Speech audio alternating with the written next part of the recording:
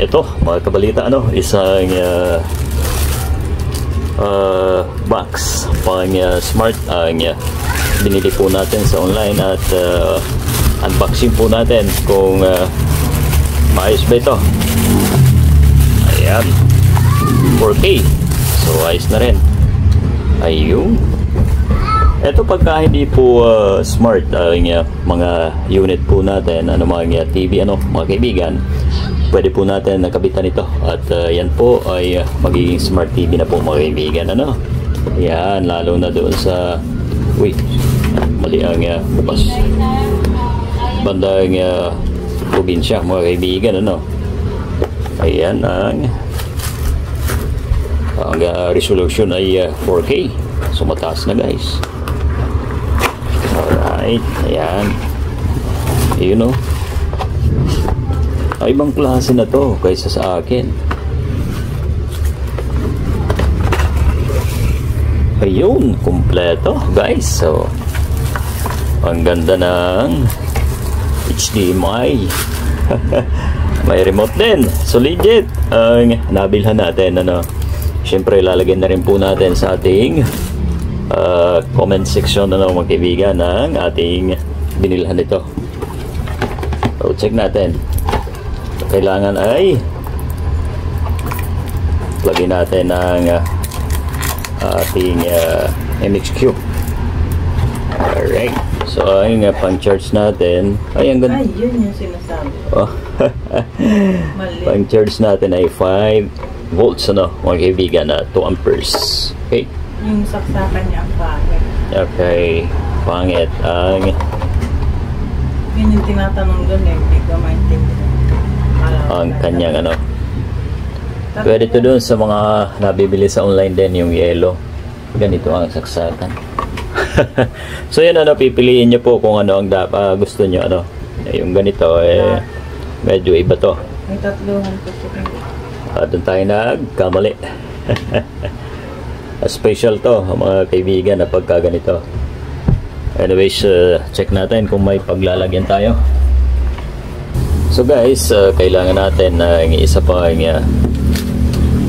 socket para mag-sakto. Ayan ganun din naman yung simple. Ayan, plugin natin at i-check ang power para sigurado tayo na ito ay andar. Ayan. Maganda rin yung may ganito mga kabalita dahil syempre ayun, nagkulay blue. So goods. Wala pang battery ang remote natin. I-update ko na lang po kayo kasi hindi naman po to dito gagamitin sa shop ko.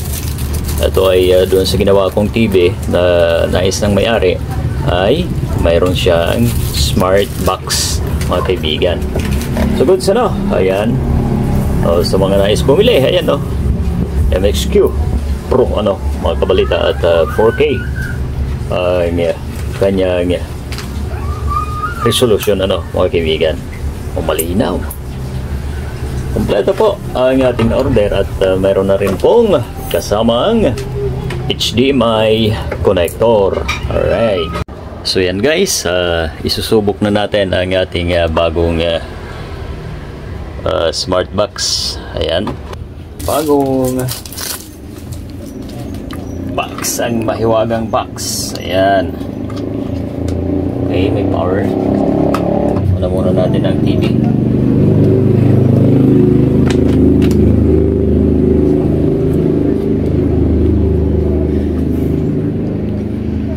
HDMI connector guys, gamitin natin. Ayan. Ayun ang ganda parang yung yung TV mismo guys. Ito kasi yung isa namin hindi to hindi upgrade na ganyan. So ito ganda. Ayan ang apps Oy! Oy! So yan, lagay po natin sa apps para makita ayun. Tingnan natin kung isi-set pa ito. So yan guys, syempre sa una po ay punta muna tayo ng setting ano, at ilagay natin ang password ng ating wifi ano mga kaibigan. Ayan.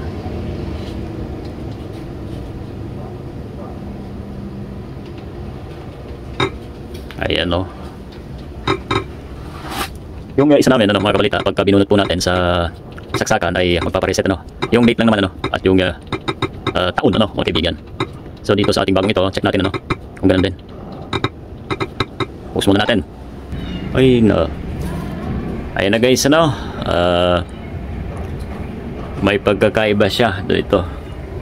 Kasi yung isa magpapaset pa ano sa date, samantalang ito diretso na, pagka nailagay po natin ang wifi, diretso na po siya mga kaibigan. At pwede na po tayong maghanap ng gusto nating panoorin. Alright, ayan. Check natin ang Harabas. Harabas, yan ang madalas natin pinapanood. Yan. Yan ang pagkakaiba ano ng dalawang ito. Medyo yung sinauna ay hindi pa ganoon ka-updated. Ayan na. Check natin kung gaano kalinaw. Ayun. 4K na yan. Yan na. Play natin.